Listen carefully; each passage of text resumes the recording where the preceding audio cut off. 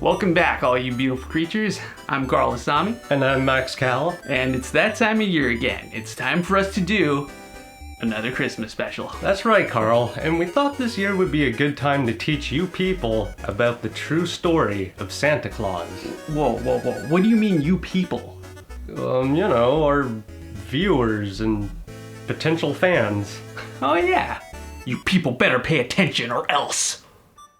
The Story of Santa Claus is an animated Christmas special that aired on CBS on December 7th, 1996. The special was pushed by executive producer Phil Roman, who based the story on a teleplay written by Stephen Whitestone, and Mario's Time Machine writer Rachel Koretsky. These two shared writing credits on several other projects, including Nick and Noel, The Bears Who Saved Christmas, and The Pebble and the Penguin. Speaking of which, The Story of Santa Claus was directed by the late Toby Bluth, the younger brother of Don Bluth. Toby's career mostly consisted of writing and illustrating children's books, as well as performing and directing many musicals for both on and off Broadway. While not nearly as well known as his brother, Toby has his fair share of contributions in animation. He was an uncredited writer for Banjo and the Woodpile Cat, a production designer for the 80s Alvin and the Chipmunks cartoon, and was the background stylist on the Smurfs. He also created Disney artwork for their theme parks, and he both wrote and illustrated some of their books. The songs were written by Marie Maxwell and John Thomas.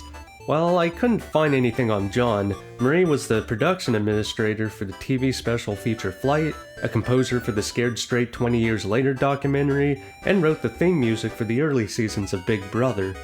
It's also worth noting that there are a lot of talented actors on this one. Betty White, Tim Curry, Ed Asner, and Jim Cummings. Wow, I can't remember the last time we reviewed a movie with such a star-studded cast. It was the Rap City Street Kids, and it was the worst movie we've ever seen. Oh yeah. Oh no. This Christmas tale begins in earnest, specifically in the year a long time ago, in a magical place called Europe. Where in Europe? You know, the, European part. There's over 40 countries in Europe, though. Look, I don't have 20/20 Eurovision, okay? It's a Christmas miracle that I can even find Europe on a map. I am American. Can you, though? Sure, it's south of the North Pole, right, Senor X? Ha! I knew it, see? I know what I'm talking about. Claus's Toys is approached by a poorly dressed bald boy. It's nice to see that Dopey from Disney's Snow White was still getting work in 1996. The boy is invited in, and we meet the man himself, Santa Claus, as he shows off his latest toy to the local children. Santa is played by the late Ed Asner, who also portrays the character in the 2003 film Elf. Does that mean this is a prequel? Well, Christmas is already a strange combination of pagan and Christian traditions, so I don't think any of this is really canonical at this point. So, yes? Yes, Carl. Yes! Being a relatively woke movie, we've got a lineup of multicultural kids. There's a white kid, an Asian kid, an albino kid, Curious George, the curious little monkey. Oh, and look, black kids matter too, but mostly off screen. Well, it was the 90s. The moment is interrupted by a few rich gossips who start throwing shade and apparently will laugh at anything. Her pet name for him is Santa. She thinks he's a saint. I heard they're going broke, all because her Santa Claus gives away more toys than he sells. I heard they're generous and actually love each other. Santa notices how envious the poor boy is, so he decides to reward his son with a free toy. Oh boy! That little brat didn't even say thank you. Santa reflects on being an orphan himself and how he wishes all children experience generosity. Suddenly, he's struck with an idea. There should be a celebration one day each year so that all children will know they are loved. What better day than Christmas?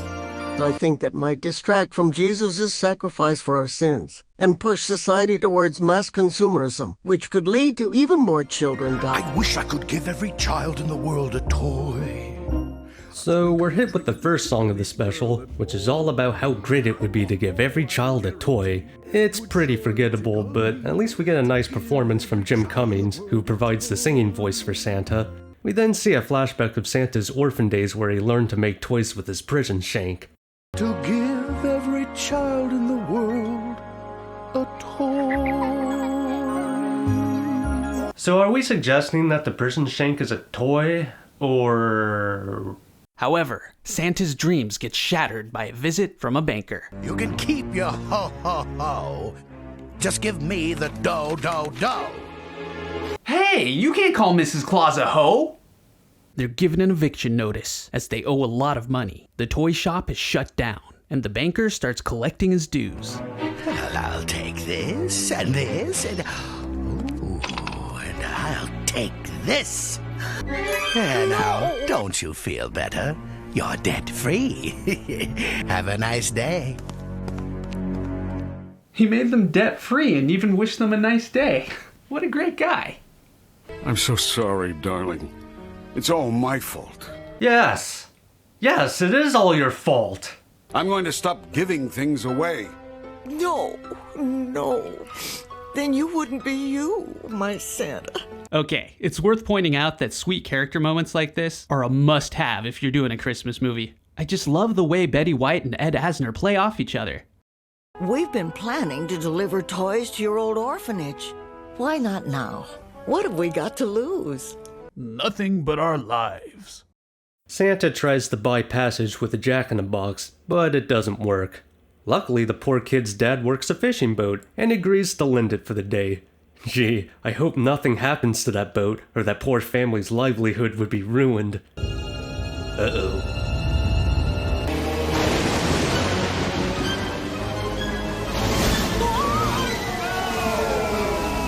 What divine being did Santa piss off to deserve all of this? Well, I mean, he is trying to take over Christmas. Oh yeah. So it's not clear why this is happening, but I'm sure the movie will explain it later.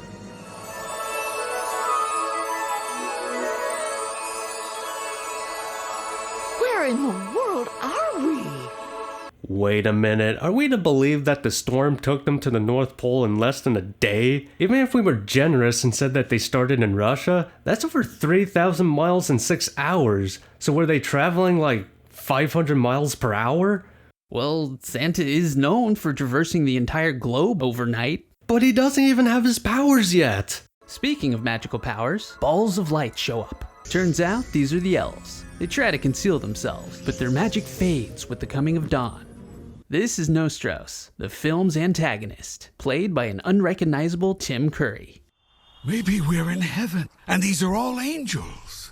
Man those elf shots! The enemy is among us! Luckily, their lives are saved by an elf shouting, Wait for me! but the elf is clumsy, so this happens.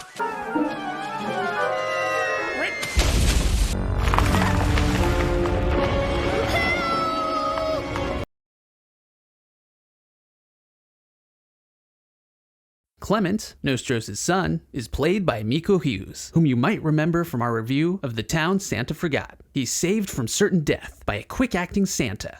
Nostros then explains that when you save an elf's life, you are immediately granted a fondest wish. It's elf code, whatever that means. Did you hear that, Gretchen? Maybe we really have died and gone to heaven. You haven't gone to heaven. You are presently located at the geographic North Pole. Not to be Oh, confused Jesus, with it's one of North these Pole, characters. which is You know, the know-it-all nerd characters that aren't endearing at all. What did we do to deserve this? We survived COVID. Oh, god damn it. Senor Ekis, why did you have to develop that vaccine? Back to Santa's wish, which, as you've probably guessed, is to give every child a toy on Christmas, but Nostros immediately starts backpedaling. Well, wouldn't you rather have something for yourself? A castle in the sky?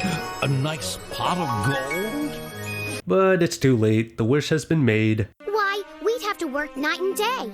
And our magic only works at night. Looks like you're working nights, buddy. Santa's wish has created a problem. It's seemingly impossible. How is it more impossible than a castle in the sky? I don't know, and neither does the movie. I didn't mean to cause any trouble. I'll take back my wish. You asked for the impossible, for your wish has already been etched among the stars. If we, the elves, fail to deliver, all elves all over the world will lose their powers forever. What?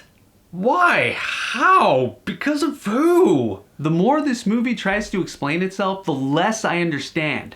Who wrote the elf code? Who enforces it? Where does magic come from? Why all the arbitrary limitations? Santa laments the fact that he probably doomed the entire elven race, but ultimately decides not to give up.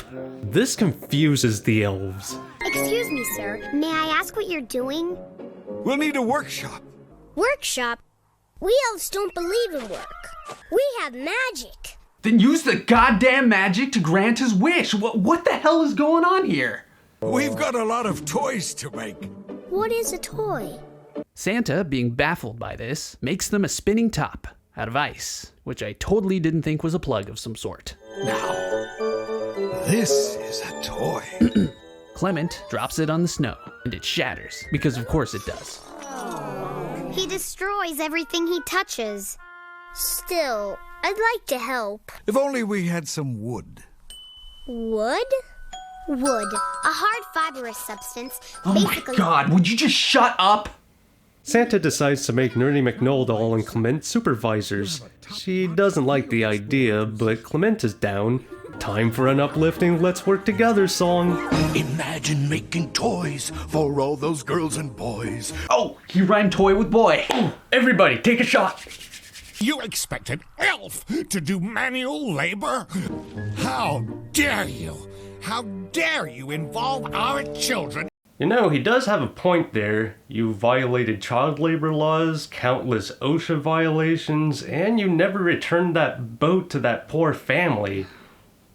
Is Santa the hero of this story? Santa and the children make a ton of progress, gathering berries, sweet maple, and other things that don't make sense. I've never seen a real tree before. Then how do you have wooden boxes, chessboards, and pencils? My suspension of disbelief is completely shattered. Santa and the children have made so much progress that everyone decides to help. I mean, you'd think they would have joined sooner, since their entire existence depends on the success of this project. But hey, at least they're all on the same page. Everyone except Nostros. Pitchin, lend a hand! His wishes are demands. We're gonna pull it off. Clement, I forbid you to have anything to do with him. Why? They're working to save the elven race. Why would you be against this? This is the worst antagonist I've ever seen. What's his motivation? Santa and the elves work through the night and finish the workshop. One down. 14,743,000 to go. Just use your goddamn magic! Those fools, they actually believe that they can do the impossible. But I'll show them. Show them what? What is with this guy? While Santa and Mrs. Claus stand around making out, the elves work their asses off for literally months. Finally, December comes along. This means that you need to visit every country in the world in a little over 12 hours. Even with all of our magic, we could never pull that off.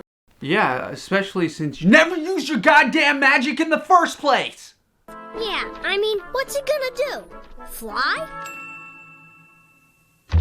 Thunder Nerd gets upset for not coming up with the flying idea, so she vents to Mrs. Claus, who shares some worldly wisdom. Why don't you give Clement a chance? Try to see the world from his perspective for a change. I don't know. Stop being such a bitch and get over yourself. Tensions reach a boiling point as everyone is exhausted from the year-long slave labor. A fight breaks out, leading to... Hey, knock it off!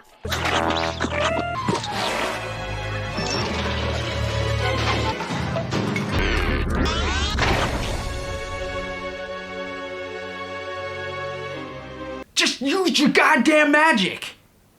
I knew it! I knew these elves couldn't last. It just goes to show you that you can't do the impossible. Those elves have been working all year to save everything. You haven't done a damn thing. All the elves of the world are doomed. Everyone would have been so much better off if I'd never even set foot on the North Pole. I wouldn't have been better off. Besides, you're the only one who's ever believed in me. And then something amazing happens. They use their magic to do something? No, but we do get a good song. Please, don't be sad. You've given us so much to dream about.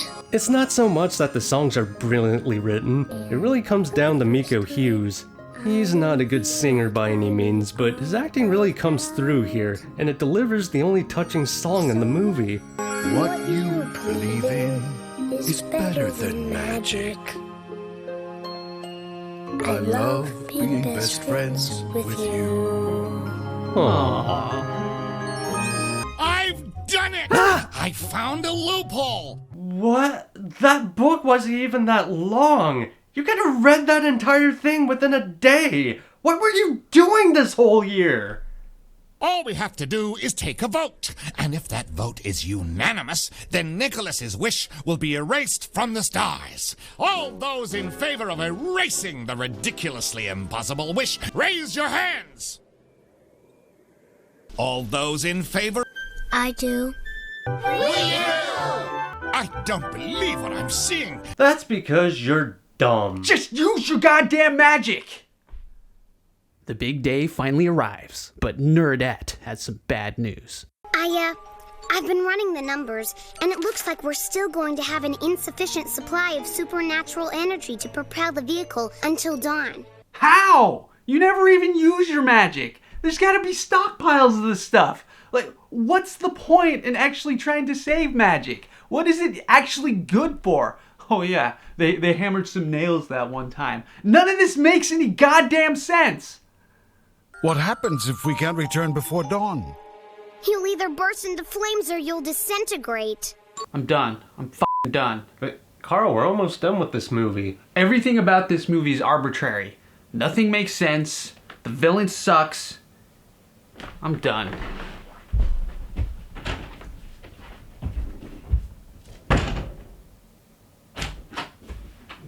Who am I kidding?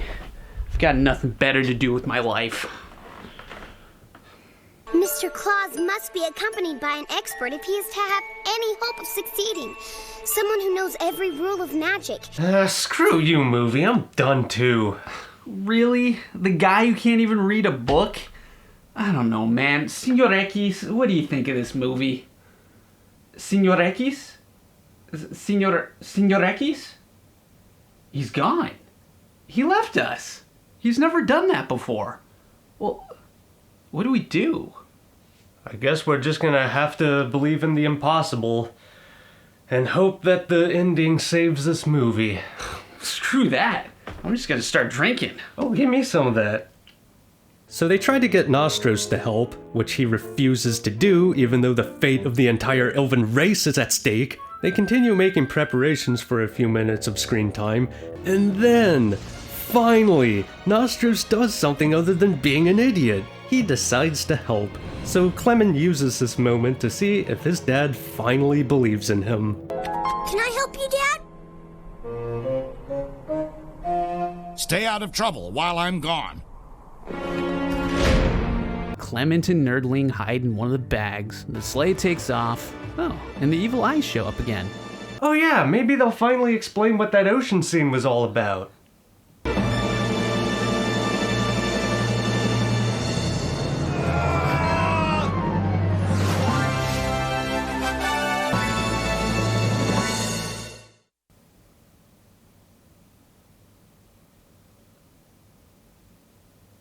What do you think, Aurora? It's geometrically impossible. I know I've been asking for someone to use magic this whole movie, but this is just pissing me off. At least they got that family a new boat, so there's that. Oh yeah, and they even visit the banker and give him a new walking stick. One last stop. Angel's Island. These are the kids that are always forgotten. But not this time. Not this Christmas. Mr. Claus is right. I thought I told you to shut up. No one cares if you agree with Mr. Claus. They make it to Angel Island, and Santa gives out one last gift. His trusty prison shank. I guess that really was a toy after all. Now it's a race to make it home in time as their magic starts to deplete. I've done all I can do. Throughout this entire process, you've steadfastly refused to believe. You never believed in my wish. You never believed in your magic. You never even believed in your own son. Your own son! Now, I'm not an elf. And I'm certainly not a scholar. But I do know that belief, above all else, is the one thing that really makes magic happen. Well, damn it. Ed Asner's performance just brought me back. Now I actually want to see if they make it or not. Clement! Clement! I believe in Santa Claus, and I believe in you, Clement! I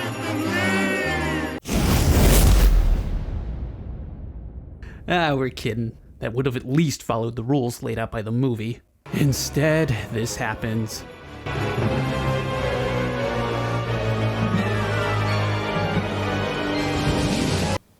What the hell was that? The arbitrary hand of God. Here.